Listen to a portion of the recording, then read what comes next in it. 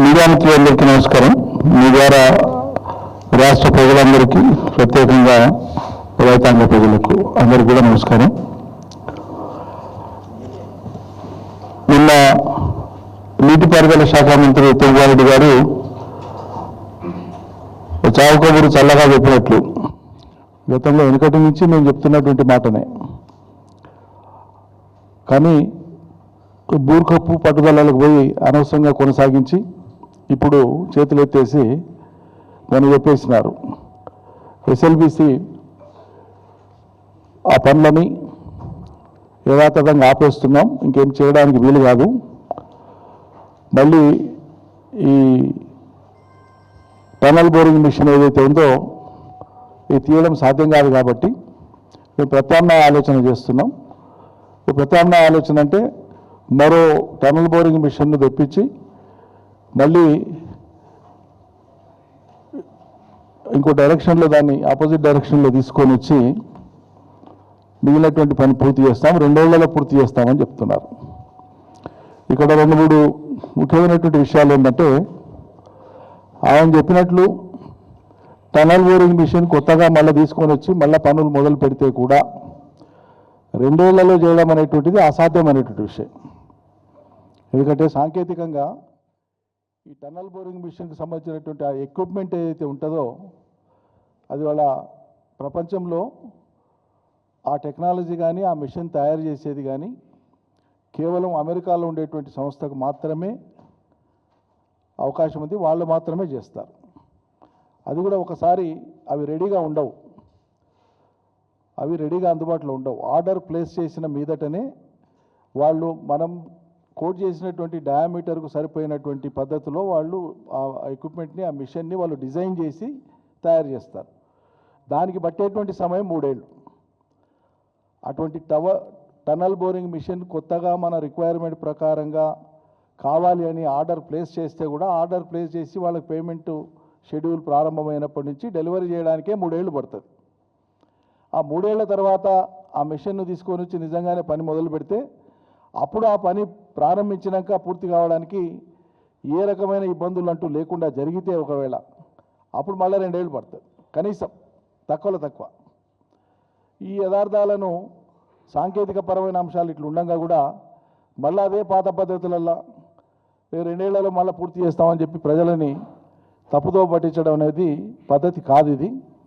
ఎందుకంటే 2014 వరకు సమైక్య రాష్ట్రంగా ఉన్నంత వరకు ఈ ఎస్ఎల్బిసి పథకం ప్రారంభమైనాక ఈ టనల్తో శ్రీశైలం నుంచి సొరంగ మార్గం ద్వారా నల్గొండ జిల్లాకి ఆ కృష్ణా జలాలను తీసుకుపోయి దాదాపు 3 లక్షల ఎకరాలకు నీళ్ళు ఇచ్చేటువంటి ఈ టనల్ ద్వారా, సొరంగ మార్గం ద్వారా నీళ్లు తీసుకుపోయేటువంటి ఈ పనికి శ్రీకారం చుట్టింది సమైక్య రాష్ట్ర ప్రభుత్వంలో. ఆ రోజే సమైక్య రాష్ట్రంలోనే ఆ రోజే మనం చెప్పినాం, తెలంగాణకు నీళ్ళు ఇచ్చే పద్ధతి ఇది కాదు, ఇది విధానం కాదు, ఈ విధానంలో పోతే ఇది ముందలకు పడేది కాదు, ఇది ఫలితం రాదు, ప్రజలకు నిధులు ఖర్చు అయితే తప్ప మొదలుపెట్టినాం మిమ్మల్ని సంతృప్తిపరచడానికి, తెలంగాణ ప్రజలకు మేము గొప్ప పని చేస్తున్నాం చూపించడానికి పనికొస్తుంది తప్ప ఇది ఫలితం ఇచ్చేది కాదు అని ఉద్యమ సమయంలో కూడా అనేక సార్లు చెప్పినాం. కేసీఆర్ గారు చాలాసార్లు చెప్పారు. ఎందుకంటే దానికి ఉండేటువంటి పరిస్థితులను ప్రత్యేకంగా దృష్టిలో పెట్టుకొని, 1 టైగర్ ప్రాజెక్ట్, అది 2 రిజర్వ్డ్ ఫారెస్టు, ఎన్విరాన్మెంటల్ క్లియరెన్సెస్ కావాలా, టైగర్ ప్రాజెక్టు సంబంధించినటువంటి క్లియరెన్సెస్ ఇవి చాలా ఉంటాయి. కాబట్టి అక్కడ ఈ ప్రాజెక్టు చేపట్టాలంటే అనేక రకాల సాంకేతిక అంశాలు ఉంటాయి.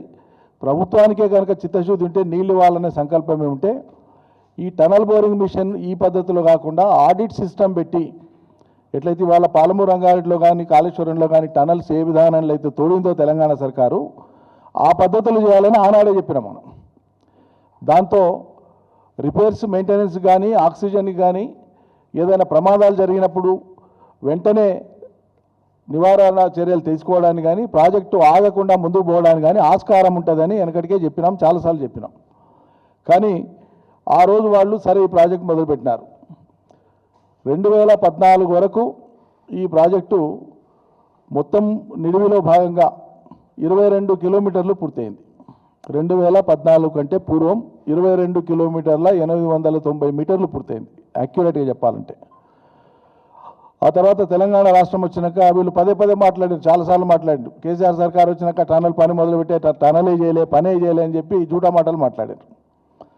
వాస్తవంగా కేసీఆర్ సర్కార్ వచ్చినాక కూడా ఒకవైపు చెప్తూనే ఈ టనల్ అనేటువంటిది ఒక గుదిబండ లాంటిది తెలంగాణకు, కానీ ఇది ముందు తీయలేము, వెనక్కి పోలేము, ఆ పరిస్థితుల్లో నెట్టేసింది ఈ సర్కారు, ఇట్లా మనల్ని ఫిక్స్ చేసేసింది అని చెప్పి చాలాసార్లు చెప్పినారు.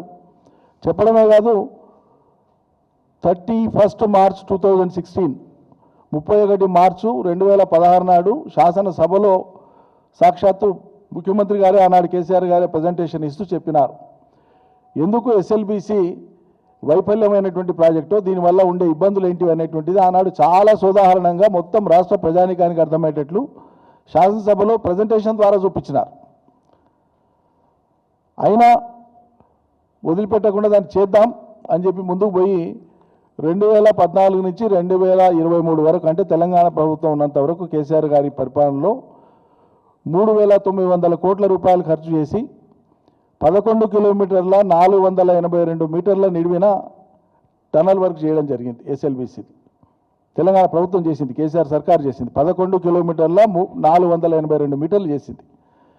ఇక మిగిలినటువంటిది పూర్తి చేయాలంటే సుమారు 9 కిలోమీటర్స్ పైన ఉంటుంది, 9-10 కిలోమీటర్స్ మధ్యలో ఉంటుంది. ఈ సర్కార్ వచ్చినాక ఏం చేసింది, మన ఫిబ్రవరిలో మొదలుపెట్టింది. మొదలుపెట్టే కంటే ముందు ఏం చర్యలు చేపట్టాలా, ఇంత గ్యాప్ తర్వాత పని ప్రారంభమవుతున్నప్పుడు, ఎంతో కొంత గ్యాప్ తర్వాత పని ప్రారంభమవుతున్నప్పుడు, అదేవిధంగా ఆ టనల్ పోయేటువంటి ఆ నిడివిలో, ఆ లెంతులో పైన ఉండేటువంటి కొండలు గుట్టల మధ్యలో ఒక కొండ కలిసినప్పుడు ఉండేటువంటి ఆ మధ్య జాగాలు ఏదైతే ఉంటుందో అక్కడ లూజ్ సాయిల్ ఉంటుంది. అందరు జియాలజిస్టులు చెప్పేదే, జియో సైంటిస్టులు చెప్పేదే, అందరు చెప్పేటువంటిది అది. దానికోసం ముందస్తు జాగ్రత్తలు తీసుకోవాల్సి ఉంటుంది. అక్కడ తీసేటప్పుడు రక్షణ చర్యలు తీసుకొని సాంకేతిక సమీక్ష చేసి ప్రభుత్వము ఎక్స్పర్ట్స్ అందరితోన, నిపుణులందరితోనూ కూడా మాట్లాడి అవసరమైన శాస్త్రీయమైనటువంటి రిపోర్టులు కూడా తెప్పించుకొని ముందస్తు జాగ్రత్తలన్నీ తీసుకొని పని ప్రారంభించాలి. అవేవి చేయకుండా లటకున అంటే పని మొదలుపెట్టేసినారు. 4 రోజుల తర్వాత అది కుప్పకూలింది. కుప్పకూలంగానే వాళ్ళు చెప్పినటువంటి మాట ఏంది, ఈ 60 రోజుల్లో మొత్తం అయిపోతే మళ్ళీ పునఃప్రారంభిస్తాం పనులు అని చెప్పినారు. సరే, మరి ఇక్కడ 2 విషయాలు, 2 దశాబ్దాలుగా, సుమారు 2 దశాబ్దాలు, 2005 తర్వాత ప్రారంభమైంది కాబట్టి 2 దశాబ్దాలుగా సాగినటువంటి ఈ ప్రాజెక్టు తవ్వకంలో, సొరంగ మార్గంలో టనల్ బోరింగ్ మిషన్ నడిపి పనిచేసేటువంటి క్రమంలో 34 కిలోమీటర్ల 372 మీటర్ల పని అయింది. ఇప్పటికీ 34 కిలోమీటర్ల 372 మీటర్ల పని అయింది. మిగిలింది కేవలం <10 కిలోమీటర్స్. అప్పుడు మరి 34 కిలోమీటర్ల నిడివిలో పని జరిగినటువంటి ఈ 20 ఏళ్ల కాలంలో ప్రమాదం జరగలే. ప్రమాదం ఎప్పుడైనా జరగవచ్చు, అది వేరు, కానీ ప్రమాదం జరగలే. మరి ప్రమాదం కేవలం మీరు పనులు పెట్టిన 4 రోజులకే జరిగింది. అంటే ఇంతకుముందు నేను చెప్పినట్లు ఈ రక్షణకు సంబంధించినటువంటి సాంకేతిక పరమైనటువంటి అంశాలకు సంబంధించినటువంటి సమీక్ష ఏది చేయకుండానే మీరు హడావిడిగా పనులు మొదలుపెట్టిన కారణంగానే ఇది అయిందని చెప్పి లోకమంతా కోడేకొచ్చింది. అంతేందుకు, ఏ ఆర్గనైజేషన్ అయితే అక్కడ పనిచేస్తుందో, ఏ ఏజెన్సీ అయితే అక్కడ పనిచేస్తుందో వాళ్ళు రిపోర్ట్ ఇచ్చినారు. ముందుకు పోయే కొద్దీ డేంజర్ జోన్ ఉంది, అది ఇట్లా కొండల మధ్యలో 2 కొండలు కలిసేటువంటి మధ్యలో టనల్ పాస్ అయ్యేటప్పుడు ఆ పైనుంచి ఆ ప్రెషర్కు కిందికి వాటర్ వచ్చేటువంటి అవకాశం ఉంది. సుమారు 10,000 లీటర్ల నీళ్ళు ఒక నిమిషానికి వచ్చేటంత పరిమాణంలో నీళ్ళు వచ్చేటువంటి అవకాశం ఉందని చెప్పి వాళ్ళు రిపోర్ట్ ఇచ్చినారు. అది పత్రికల్లో కూడా పబ్లిష్ అయింది. అప్పుడు ఎటువంటి జాగ్రత్తలు తీసుకోవాలి, ప్రమాదం జరిగే కంటే ముందు రోజు అక్కడ పనిచేస్తున్నటువంటి కార్మికులు చెప్పినారు. మా విజిట్లో కూడా మేము చెప్పినాం, విజిట్కి పోయి వచ్చినాక నేను కానీ హరీష్ రావు గారు కానీ పత్రికా సమావేశంలో చెప్పినాం, అక్కడ పనిచేస్తున్నటువంటి వర్కర్స్ ఏం చెప్పారు అనేది. ప్రమాదం జరిగే కంటే ఒక రోజు ముందు అక్కడ పనిచేస్తున్నటువంటి వర్కర్స్ అందరూ కూడా నెత్తినోరు కొట్టుకొని చెప్పింది ఏంటంటే, పైనుంచి నీళ్లు కారుతూ ఉన్నాయి, రేపు పని చేయడానికి వీలవుతుందో కాదో చాలా ఇబ్బందిగా ఉంది అని చెప్తే, అక్కడ ఉండేటువంటి పని చేయించేటువంటి వాళ్ళ సూపర్వైజర్స్ కావచ్చు, ఏజెన్సీకి సంబంధించిన వాళ్ళు కావచ్చు, ఇంజనీర్లు కావచ్చు, చాలా నిర్లక్ష్యంగా మనుషుల ప్రాణాల పట్ల బాధ్యత లేకుండా, జరిగే పరిణామాల పట్ల బాధ్యత లేకుండా అమానవీయంగా కుచ్బినేవతత్వం కామ్ కరో అని చెప్పి వాళ్ళని పనులకు పురమాయిస్తే దురదృష్టవశాత్తు 8 మంది ప్రాణాలు గాల్లో పోయినాయి. వీళ్ళు సహాయక చర్యలను చేపట్టి తీరా చేసింది ఏంటంటే అతి కష్టంగా 2 శవాలను మాత్రం తీసి ఇప్పటికి ఇంకా మిగిలినటువంటి 6 శవాలను ఈ రోజు వరకు కూడా తీయకుండానే అత్యంత అమానవీయంగా శవాలను కూడా కనీసం ఆ కుటుంబ సభ్యులకు ఇచ్చేటువంటి పరిస్థితి కూడా లేకుండానే చేతులు ఎత్తేసింది సర్కార్. చేతులు ఎత్తేసి ఇక ఇది చేయడం సాధ్యం కాదు, మేము కొత్త టీబీఎం మిషన్ తెప్పించి యూఎస్కి వెళ్ళి తెప్పించి 2 ఏళ్లలో పనులు పూర్తి చేస్తామని చెప్పి నీటిపారుదల శాఖ మంత్రి గారు చెప్తున్నారు. ఇది అసాధ్యమని మేము అంటున్నాం. సాధ్యమై జరిగితే సంతోషపడతాం, కానీ మిషన్ ఆర్డర్ చేసినాక 3 ఏళ్ళు పడుతుంది మిషన్ రానికేనే. మిషన్ వచ్చినాక తవ్వేది ఇప్పుడు అప్పటికి మీరు ఉండాలి కదా. 3 ఏళ్ల తర్వాత మీరేడు ఉంటారు. సరే ఉన్నదే అనుకుందాం, ఉన్న కాలంలో చేస్తారే అనుకుందాం. మిషన్ ఆర్డర్ ఇస్తే ఎన్నాళ్ళకి వస్తుందో మీరు చెప్తారా? రేపు చెప్తారా? ఆ మిషన్ కంపెనీతో మాట్లాడి ఫలానా డేట్ కల్లా ఇండియాలో మిషన్ వచ్చి దిగుతుంది, డిప్లాయ్ అవుతుంది, మేము వర్క్ మొదలు పెడతామని గ్యారంటీ ఇస్తారా ప్రజలకు? అవకాశం లేదు. కాబట్టి ఈ ఎస్ఎల్బీసీకి సంబంధించి నేను ఇదివరకే చెప్పినట్లు గతంలో మేము చాలాసార్లు చెప్పినాం. కేసీఆర్ గారు సాక్షాత్తు పవర్ పాయింట్ ప్రజెంటేషన్ ఇచ్చినారు రాష్ట్ర ప్రజలకు అర్థమయ్యేటట్లు. నీళ్ళు ఇచ్చే విధానం అది కాదు, నీళ్ళు ఇవ్వదలుచుకుంటే ఈ పద్ధతులు ఇవ్వాల్సి ఉంటుందని చెప్పినారు.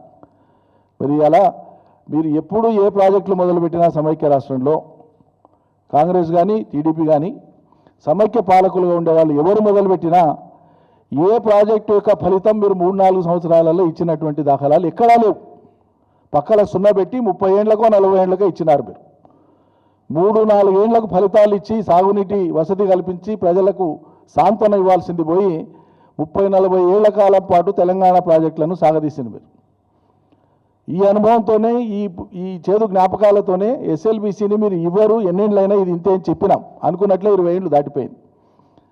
మరి అలా ఒక అద్భుతమైనటువంటి కాళేశ్వరం ప్రాజెక్టును కట్టి 3 ఏళ్ల లోపల 38 లక్షల ఎకరాలకు సుమారు 40 లక్షల ఎకరాలకు నీళ్ళు ఇచ్చేటువంటి ప్రాజెక్టును వేగవంతంగా పూర్తి చేసి ఫలితం ప్రజలకు ఇస్తే ఎక్కడ లేని ఏడుపు ఏడుస్తున్నారు ఆ రోజు నుంచి ఈ రోజు వరకు. మరి ఈరోజు ఒట్టెం పంప్ హౌస్ మునిగిపోయినా, సుంకిశాల గోడ పడిపోయినా, ఇంకో ప్రమాదం జరిగినా కేంద్ర ప్రభుత్వం ఎన్నడూ కూడా స్పందించదు. ఆ పార్టీకి సంబంధించిన వాళ్ళు కూడా ఎప్పుడు స్పందించరు. ఏ రకమైన కమిషన్లు వేయరు. ఏం ల్యాబ్స్ జరిగింది, ఏం లోపం జరిగింది అనేటువంటిది ఏం చేయరు. ఇవాళ ఎస్ఎల్బీసీలో కూడా ఈ లోపం జరిగితే ఏం జరిగిందని కమిషన్ ఎందుకు వేయలే?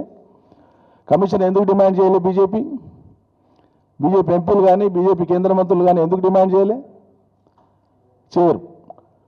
అంటే కాంగ్రెస్కు కొద్దిగంత నొప్పి అయితే వీళ్ళు బాధపడతారు, వాళ్ళకు ముళ్ళు వచ్చుకుంటే వీళ్ళు బాధపడతారు. ఢిల్లీలోనేమో కాంగ్రెస్ బీజేపీలు బద్ధశత్రువులు, కానీ తెలంగాణ రాష్ట్రంలో మాత్రం కాంగ్రెస్ బీజేపీ కలిసే ప్రయాణం చేస్తున్నాయని చెప్పడానికి 100 ఉదాహరణలు ఇవ్వచ్చు. కొత్తగా ఇవ్వాల్సింది కాదు, 100 ఉదాహరణలు ఇవ్వచ్చు. మన కళ్ళ ముందు ఉన్నాయి. మరి కాళేశ్వరం మీద చూపినటువంటి అత్యుత్సాహము ఎస్ఎల్బీసీ మీద ఎందుకు చూపించలేదు? ఒక్కనాడు కూడా ఎందుకు మాట్లాడలేదు? ఇక్కడ విఫలమైన ప్రాజెక్టులు కానీ నీట మునిగిన ప్రాజెక్టుల మీద కానీ ఎందుకు మాట్లాడలేదు? మాట్లాడకపోగా మొన్న మధ్యలో ఆంధ్రప్రదేశ్ ప్రాంతానికి పర్యటనకు పోయినటువంటి బీజేపీకి సంబంధించినటువంటి ఒక మంత్రి, మన రాష్ట్రానికి సంబంధించినటువంటి మంత్రి ఒక ఆయన ఇవాళ పోయి ఏం మెప్పు కోసమో మరి ఏం సంబరమో ఏం సంతోషమైందో ఆయనకు అట్లా మాట్లాడితే మనకు అర్థం కాదు. కానీ తెలంగాణ కంటే 10 రెట్లు ఎక్కువ నిధుల వరదను ఆంధ్ర ప్రాంతానికి పంపించిన ఘనత మా పార్టీది, మా కేంద్రాన్ని అని చెప్పి తనకు తాను భుజాలు సపరించుకున్నాడు.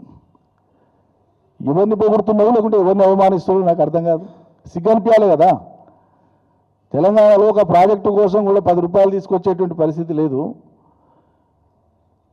దానికి తద్భిన్నంగా ఆంధ్ర ప్రాంతానికి అవసరమైన నిధులు ఇస్తున్నాం, కేంద్ర ప్రభుత్వం మాకు అందరు సమానమైన మాట్లాడితే అర్థం ఉంది. తెలంగాణ కంటే 10 రెట్లు ఎక్కిస్తున్నాం, ఏడవనికే సిగ్గనిపించదా? ఈ ఆత్మాభిమానం లేదా కొద్దిగానే? తెలంగాణ కంటే అనేటువంటి మాట ఎట్లా వస్తుంది? ఏ నోటి నుంచి వస్తుంది మీకు? ఏం స్ప్రో ఇది? ఏం రాజకీయ అవగాహన ఇది? క్షమాపణ చెప్పాలి తెలంగాణ ప్రజలకు బండి సంజయ్ గారు ఇట్లా మాట్లాడినందుకు. చాలా ఆక్షేపణీయమైనటువంటి మాటలు అవి. మీరు ఇక్కడ ఏం తేకపోగా తెలంగాణను కించపరిచే విధంగా ఎట్లా మాట్లాడతారండి? అందువల్ల శ్రీశైలం సొరంగ తవ్వకాల్లో ఉండేటువంటి ఇబ్బందులను గమనించే ఈ ప్రాజెక్టు ముందలు పడేది కాదు. అయినా వీళ్ళు మొదలుపెట్టి ప్రజాధనం ఖర్చు పెట్టి ఇన్ని కిలోమీటర్లు అయిందని వదలలేము కాబట్టి మా కోసం మేము పడుతున్నాం, మా ఏడుపు ఏడుస్తామని చెప్పినాం. అలా చెప్పినాం. 11 కిలోమీటర్లు ఖర్చు పూర్తి చేసినాం. 3,900 కోట్ల రూపాయలు ఖర్చు చేసినాం. మేము ఆ మొత్తాన్ని తెచ్చిపెట్టినాం. వీళ్ళు వచ్చి పుణ్యాత్ముల కాలు ముహూర్తమో మరి చేతి ముహూర్తమో తెలియదు కానీ కొలాప్స్ అయిపోయి 8 మంది ప్రాణాలు గాల్లో కలిసిపోయి ఇక అటు ముందుకు పోక వెనక్కి పోక దాన్ని వదిలేసినటువంటి ఒక దుస్థితిని ఇవాళ తెలంగాణ ప్రజలు కల్పించినారు. ఈ 60 రోజుల సహాయక చర్యల ద్వారా కూడా అది ఒరిగింది ఏమీ లేదు. చాలా అమానవీయంగా వాళ్ళని గాల్లో వదిలేసిపోయిన వాళ్ళ శవాలను కూడా ఇచ్చేటువంటి పరిస్థితి లేదు. కాబట్టి ఈ రాజకీయ లబ్ధి, రాజకీయ కక్షతో ఈ ఎన్డీఎస్ను కాళేశ్వరం విషయంలో రంగంలోకి దింపింది కేంద్ర ప్రభుత్వం, బీజేపీ ప్రభుత్వం. నేను ఇంతకుముందు చెప్పినట్లు ఎందుకు మరి ఎస్ఎల్బీసీ విషయంలో ఎందుకు దింపరు? అది ప్రాజెక్టు కాదా? అక్కడ ప్రజాధనం ఖర్చు పెట్టలేదా? అంటే ఇటువంటి చర్యలన్నీ కూడా ఏంటంటే ఇటువంటి విషయాల్లో మీ నిరాసక్తత, మిన్నకుండా ఉండడం అనేటువంటిది మీ చీకటి స్నేహానికి ఒక నిదర్శనం. అది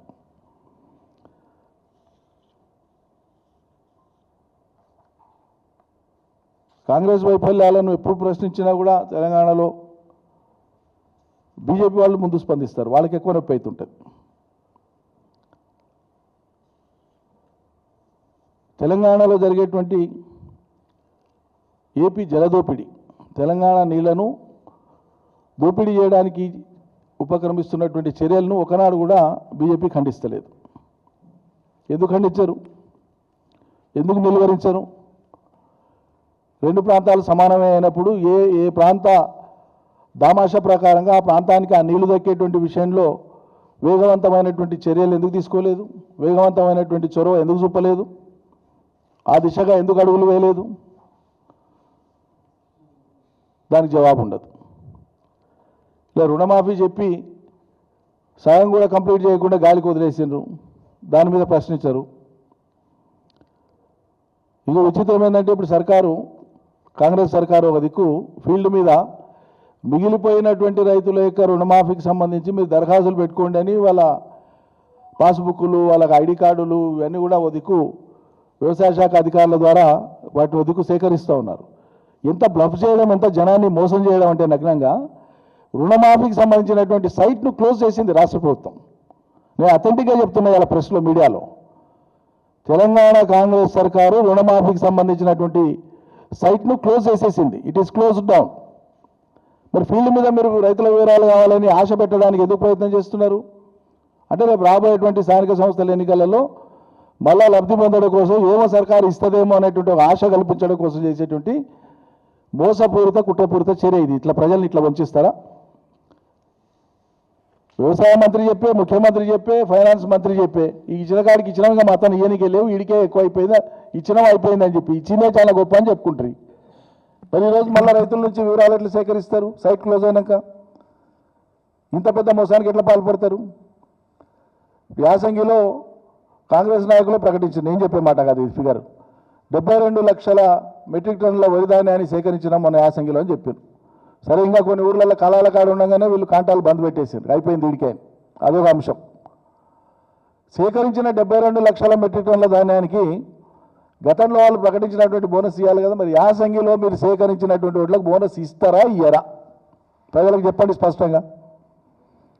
యాసంగిలో సేకరించినటువంటి 72 లక్షల మెట్రిక్ టన్నుల వరి ధాన్యానికి క్వింటాల్కు 500 రూపాయల చొప్పున మీరు చెప్పినటువంటి ఆ బోనస్ ఇస్తారా, ఇయ్యరా? వానకాలంలో మీరు ఎన్ని క్వింటాళ్లకు ఎంతమంది రైతులకు బోనస్ ఇచ్చిందో ఆ వివరాలు జాబితా అధికారికంగా బయట పెట్టండి చేతనైతే.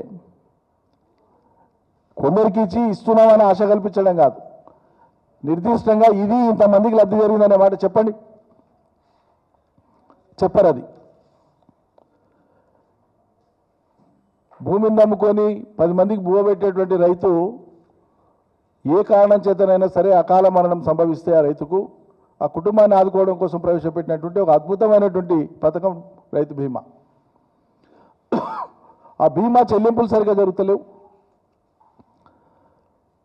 చనిపోయిన కుటుంబాలకు. దాంతోపాటు ఇప్పుడు కొత్త బీమా మళ్ళా ఈ సంవత్సరానికి వచ్చేటువంటి వానాకాలం నుంచి జరిగేటువంటి సంవత్సరానికి అవసరమైనటువంటి బీమా చెల్లింపులు అట్లా ఉండగా పాత బీమాకు సంబంధించి ఇంకా 100 కోట్ల రూపాయలు కట్టాలి సర్కార్. బీమా ప్రీమియం ఏదైతే ఉందో కరెంట్ ఇయర్, ఆ ఇయర్ అయిపోవస్తుంది. అయిపోవస్తున్నటువంటి సంవత్సరానికి సంబంధించినటువంటి బీమా ప్రీమియం అమౌంటే ఇంకా డ్యూ ఉంది సర్కార్. వాళ్ళు కొత్త ప్రీమియం కట్టేది ఎప్పుడు?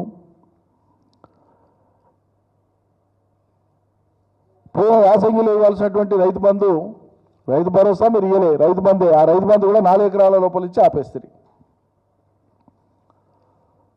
4 ఎకరాల లోపల 4 ఎకరాల లోపు రాని వాళ్ళు కూడా 10 లక్షల ఎకరాలకు రాలేదనేది మేము అధికారికంగా చెప్పినాం గతంలో. ఇప్పుడు కూడా నిన్న వ్యవసాయ శాఖ మంత్రి గారి ప్రకటన చూసినాం మీడియాలో. ఈ నెలాఖరులోపు రైతు భరోసా అందరు రైతులకు ఇస్తామని మాట్లాడారు. ఈ మాట కట్టుబడి ఉండాలని చెప్పి మేము కోరుతా ఉన్నాం. ప్రభుత్వం ప్రకటించినటువంటి ఈ మాటకు కనీసం ఇప్పుడైనా కట్టుబడి ఉండాలి. ఇన్నిసార్లు మాట తప్పినా ఈ నెలాఖరు లోపల రైతులకందరికీ తెలంగాణలో రైతు భరోసా వేస్తాము అని చెప్పి వ్యవసాయ శాఖ మంత్రి తుమ్మల నాగేశ్వరరావు గారు మాట్లాడినట్లు మీడియాలో వచ్చింది. ఆయన మాట్లాడింది నిజమే అయితే ఈ నెలాఖరులోపు రైతులకందరూ కూడా రైతు భరోసా, మీరు చెప్పిన రైతు భరోసా వేసి మీ మాట నిలబెట్టుకోవాలి.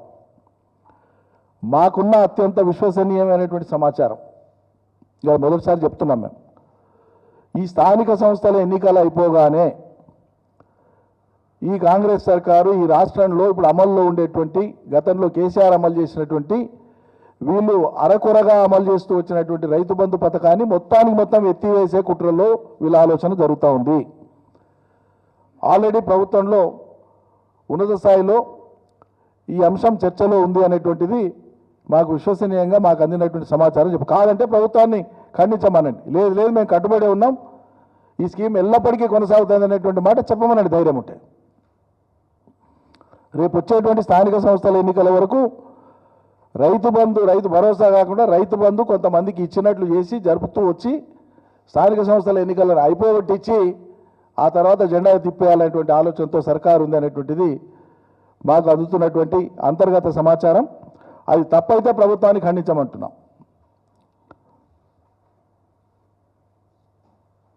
విత్తనాలు ఎరువులకు సంబంధించినటువంటి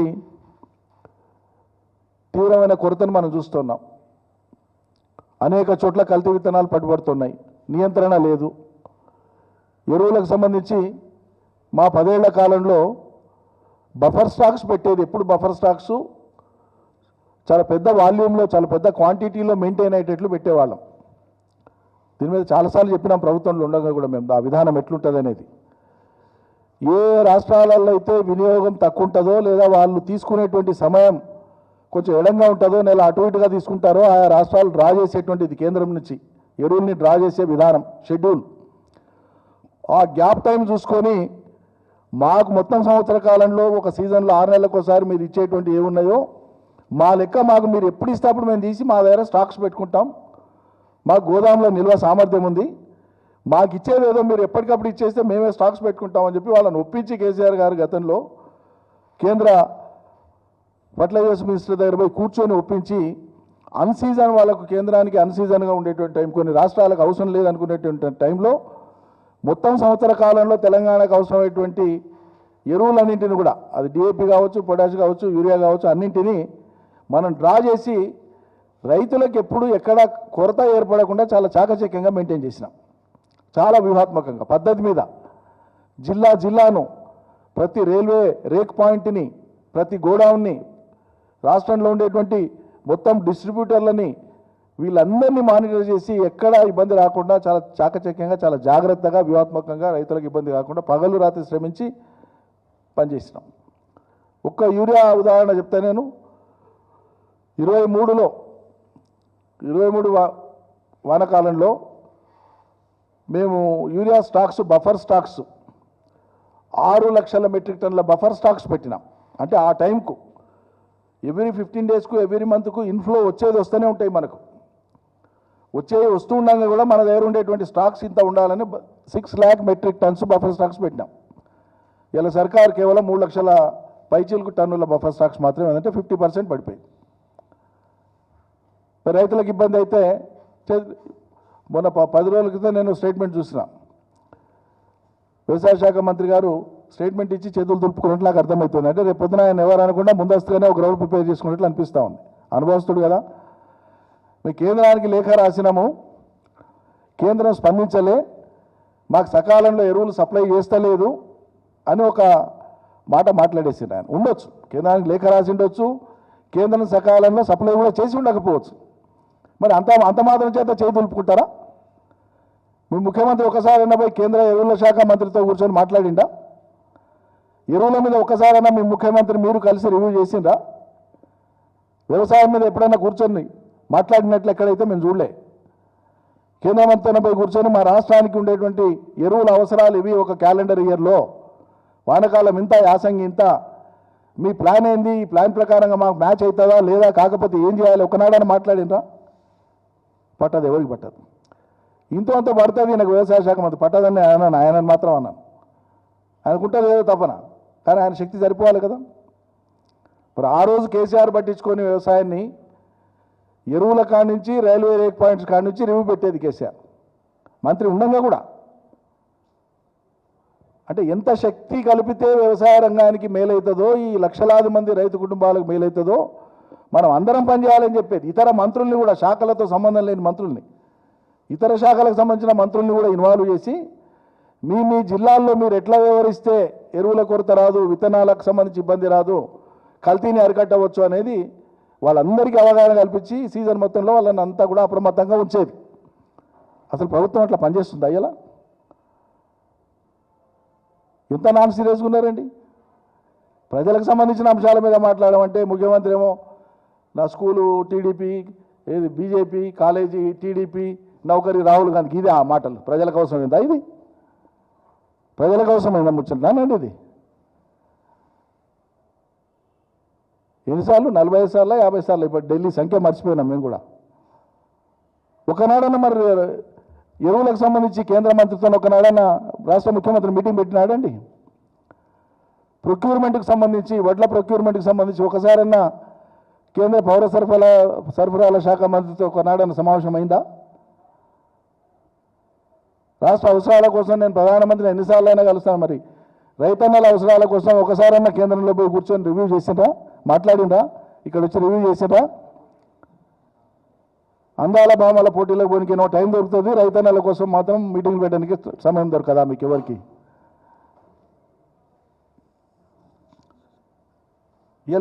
ఏది ఉద్యోగుల డిఏలు పెండింగు, వాళ్ళు రిటైర్ అయితే ఇచ్చేటువంటి వాళ్ళ బిల్స్ పెండింగు, ఫీజు రియంబర్స్మెంట్లు పెండింగు, పిల్లల స్కాలర్షిప్లు పెండింగు, గురుకుల పిల్లల అవస్థలు చెప్పనలవి కానివి, ఆఖరికి గురుకుల పాఠశాలలకు ఇచ్చినటువంటి వసతి భవనాలు ఏవైతే ఉన్నాయో అద్దెలు కట్టలేదని తాళాలు వేస్తుండండి. రెసిడెన్షియల్ స్కూల్స్ ఏవైతే అద్దె భవనాలలో నడుస్తున్నాయో వాటి మా అద్దెలు చెల్లించలేదని యజమానులు వచ్చి తాళాలు వేస్తారు. సిగ్గుపడాలి సర్కార్.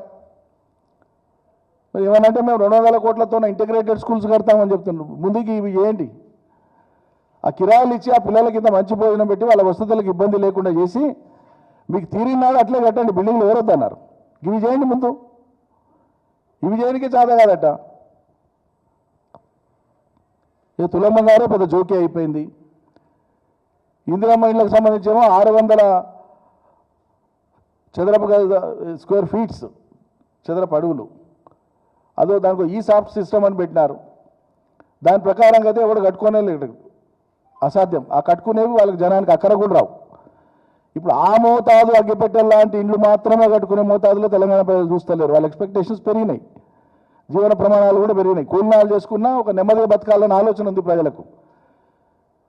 నీవు ఇచ్చి వాడు అదనంగా ఇంకా రూమ్ వేసుకుంటే నీకేం నొప్పి, నీకేం కష్టము? డిజైన్కు అదనంగా వాడింత కట్టుకుంటే నీకేం నొప్పి? అంటే ఏదో ఒక వంక పెట్టి కట్టుకునేటువంటి వాళ్ళ సంఖ్యను తగ్గించడం ఎట్లా అనేటువంటి దుర్మార్గపు ఆలోచన అక్కడ, అంతకుమించి ఏం లేదు.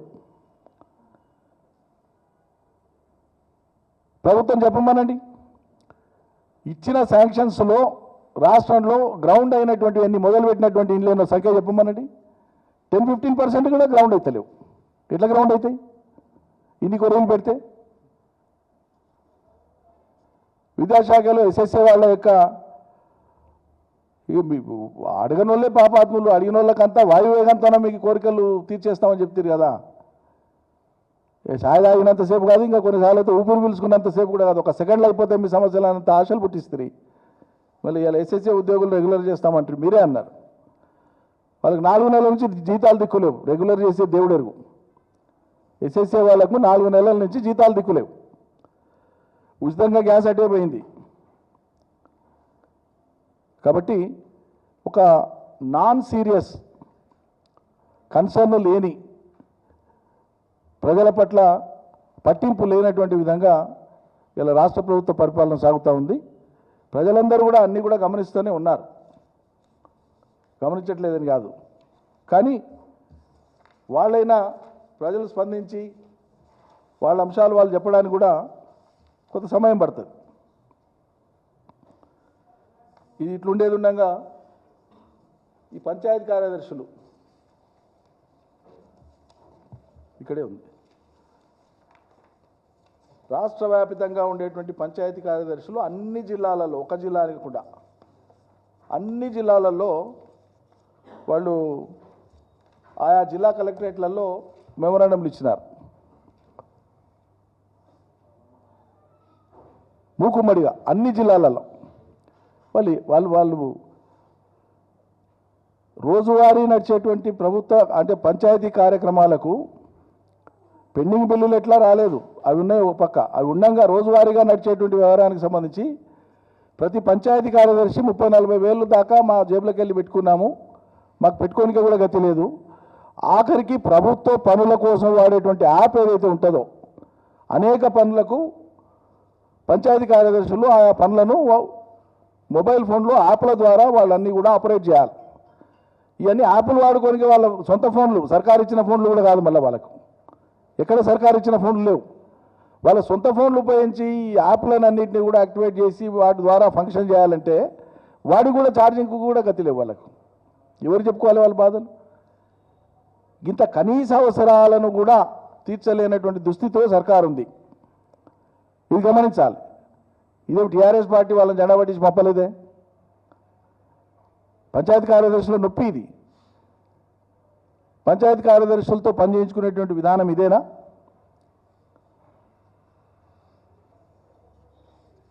అసలు విషయాలన్నీ ఇట్లా ఉంటే వీటన్నిటి మీద దృష్టి మరల్చడం కోసం ఒక కమిషన్, కాళేశ్వరం కమిషన్, లేకుంటే కేటీఆర్కు నోటీసు, ఇవన్నీ ఉంటాయి, సెట్ చేస్తారు, అది పెద్ద ఇష్యూ కాదు. ఇంకో విషయం ఏంటంటే, చివరి విషయం చెప్పి నేను ముగిస్తా. ఈ ప్రభుత్వమే ఓ కమిషన్ వేయాల, జ్యుడిషియల్ కమిషన్ వేయాల, కాళేశ్వరం ప్రాజెక్టు మీద వచ్చినటువంటి ఆరోపణల మీద లేదా వాళ్ళు చేసిన ఆరోపణల మీద నిగ్గు తేల్చడం కోసం అని చెప్పి వాళ్ళే చెప్పి ఒక కమిషన్ వేయించింది. బాగుంది. కమిషన్ పని ప్రారంభమైంది. దాదాపు సాక్షుల్ని విచారించేటువంటి అంశం, వాంగ్మూలాలు రికార్డు చేసేటువంటి విషయం పీసీ ఘోష్ గారు ఒక కొలిక్కి తీసుకొని వచ్చినట్లు మనం వార్తలు చూస్తున్నాం. మరి ముఖ్యమంత్రి గారు ఏం మాట్లాడతారంటే, మీడియాలో ఢిల్లీలో చిట్ చాట్లో మాట్లాడినట్లు నేను చూసినాను, దాంట్లో మీడియాలో వచ్చింది. నా దగ్గర రికార్డులు ఉన్నాయి, నా దగ్గర ఆధారాలు ఉన్నాయి, నేను ప్రజెంటేషన్ పెడతాను, నేను వెల్లడిస్తాను. ఎవరు వద్దన్నారు? ఎవరు కట్టేసింది మిమ్మల్ని? స్వేచ్ఛగా వదలండి. కానీ కమిషన్ వేయించింది మీరే. కమిషన్ ఆన్లో ఉన్నప్పుడు, కమిషన్ లైవ్లో ఉన్నప్పుడు, కమిషన్ పరిధికి సంబంధించినటువంటి అంశాలు మీరు బయట ఎట్లా మాట్లాడతారండి ముఖ్యమంత్రిగా ఉండి? చట్టవిరుద్ధం కాదా ఇది? కమిషన్ వేసినటువంటి నైతికతకు విరుద్ధం కాదా ఇది? అనైతికం కాదా ఇది? మీరు చెప్పదలుచుకున్న విషయాలు, మీతో ఉన్న రికార్డులు, మీకు స్వేచ్ఛ ఉంది, మీతోనే ఉన్నాయి. కమిషన్ ముందు పోయి ఇచ్చి అక్కడే చేయించుకోండి. ఎవరు వద్దన్నారు? మీరు బయట మాట్లాడుతానా మేము కట్టేసేది ఏం లేదు. మీరు మాట్లాడే వాటి అన్నిటికీ మేము కట్టడి చేస్తున్నామా? కానీ ఇక్కడ గమనించాల్సినటువంటి విషయం ఏంటంటే, కమిషన్ ఆన్లో ఉన్నప్పుడు ఒక కొలికి వస్తున్నటువంటి సందర్భంలో సాక్షాత్తు ముఖ్యమంత్రి స్థాయి వ్యక్తి దానికి సంబంధించిన అంశాలు నాతో ఉన్నాయని దాని ప్రజాక్షేత్రంలో మీడియా ద్వారా, కమిషన్కు రాకుండా మీడియా ద్వారా ప్రజాక్షేత్రంలో ఏదో ఆ సొల్లు బయట పెట్టడం ద్వారా ఆయన ఆశించేది ఏంటి అంటే కమిషన్ ఇన్ఫ్లుయెన్స్ చేయాలనా? కమిషన్ను దాని పని తీరును ప్రభావితం చేయాలన్నా ఆయన ఉద్దేశం? అదే అయి ఉండాలి కదా మరి.